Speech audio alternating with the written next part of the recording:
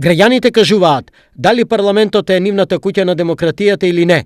Едногласни се денеска актуелниот пратеник Владо Ѓорчев и експертеничката од Штип Билјана Казанџиска.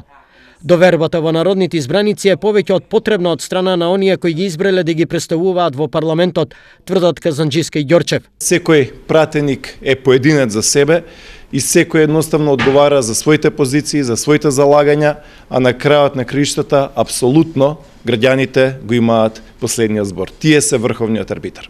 Мислам дека граѓаните малку повеќе треба да имаат доверба во парламентот и во работата на пратениците. Овој став денеска Ѓорчев и Казанџиска го искажаа на денешната средба со студентите од правниот факултет при Универзитетот Гоце Делчев. Од нив, студентите ги слушнаа одговорите на повеќе прашања за подобро нивно запознавање за институцијата пратеник.